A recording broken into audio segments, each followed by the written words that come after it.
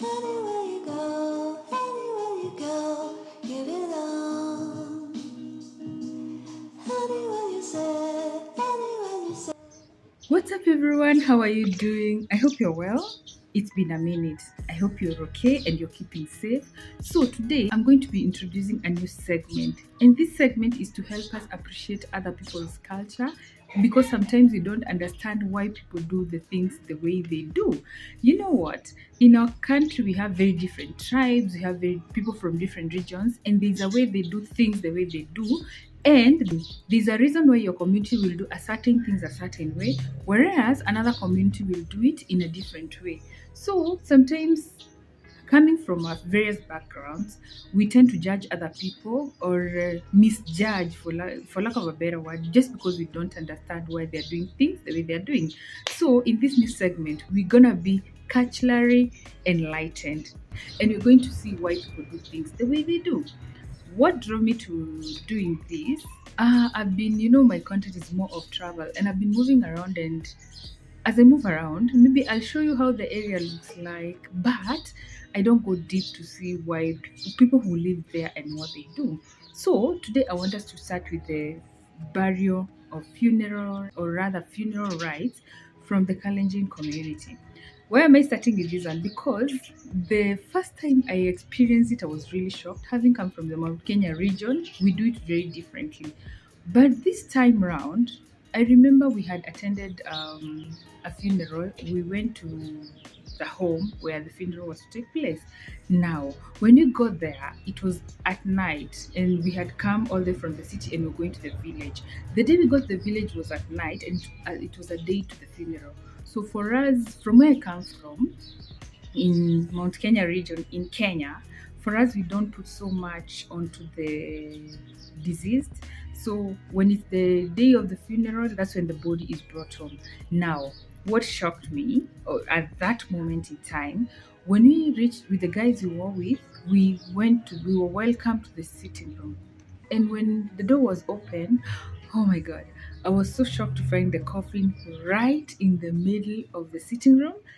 And shock on me, guys were sitting there eating, yani wanachapa story like nothing is going on. Oh my god, I was shocked. Okay, the people I went with had assumed maybe I know, and I don't blame them.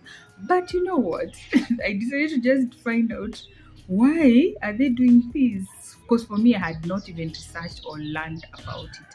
So this was a Kipsigi's home now, and it was an elderly, a great grandmother who had passed on. So when I tried to research and even to ask around why they do things that particular way, after I absorbed my shock, I learned something which I want you guys to learn, so that if you ever go to Kalenjin, I don't know about the others, but we'll find out. But for the Kipsigis, when they're burying an elderly person, or when there's a funeral of an elderly person, you know, for them it's a celebration of the life of this person who has passed on. They are not just there to mourn, they are there to celebrate the life, because this was a great grandma. She had lived her life well. So what I learned, because I don't want you to be shocked or to start judging people, because at that moment in time I was like, why are they doing this? Their body should be in the morgue. But hey, because I don't want you to be shocked like me, listen, I did my research, and this is what I for the Kalenjin community, the final rites for an older person, it's usually a celebration of the life they have lived, because that was a great grandma. So you don't expect to see so much mourning. Of course, they will mourn, but they are literally celebrating the life of that person. And what happens a day to the funeral, the body of the deceased is picked, the elderly is picked from the morgue, and then it's brought home to their his or her house, and then it'll be there for the whole night. People can come there, celebrate the life, and then view the body and all that. And that's why the body was right in the sitting room. And for some cases at night, the body is moved to the bed, and then it's placed there so that they can spend the last night on the bed where they used to sleep. So don't be shocked. Then the day of the funeral now, When people come, the body will be there, the coffin will be brought out of the house where the final rites are happening. And then people come, eat, enjoy. And for that funeral, there was even cake. Guys actually cut cake to just celebrate the life of this lady as they send her off. It was such an interesting experience later after understanding the culture and why they're doing what they're doing. And it gives someone such a nice closure when you're seeing off your loved one and they had lived their lives. Then I was curious, and I tried to find out what happens in a different scenario. For instance, if it's not an elderly person, so it's told for the unmarried man, woman, and for children, it's very different.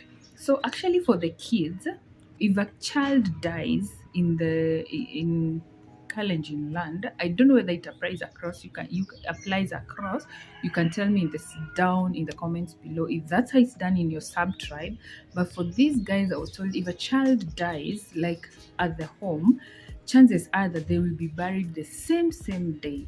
But in case a child dies from another place, the day that the body is transported back home is that same day that the body will be buried. So they will not be let to lay in the house overnight like for an elderly person. And then now the funeral is just conducted normally, just like we do it maybe in the other parts, like in the Mount Kenya region. So comparing that Kalenjin culture and what I am used to, I'll bring a detailed video on what I'm used to from where I come. So guys, thank you so much for watching. I hope you have learned something new about the Kipsigis culture and the funeral rites, and you start appreciating why they do things the way they do.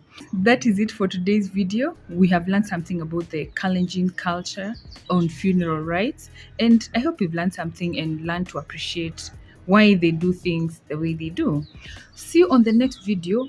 And on this segment, we will be covering so many rights: burial rights, birth rights, weddings, and role of men and women in various Kenyan societies. That is where we're going to have our starting point. We will cover as many tribes as we can, and together as Kenyans, we will learn to appreciate with the intermarriages that are happening and so much going on. I want you to learn something new about a different community other than the one you are used to. Thank you so much. We will have a video per week covering different cultures from different communities. Please let me know which other one you'd like us to cover next and what areas you would want us to look at. Thank you so much for my channel members, for the returning subscribers, and if you're new here, please feel at home. And if you like this kind of content, kindly consider hitting the subscribe button. Join this growing family. Thank you so much. Bye bye. See you on the next one where we will be Catch Larry Enlightened. Bye.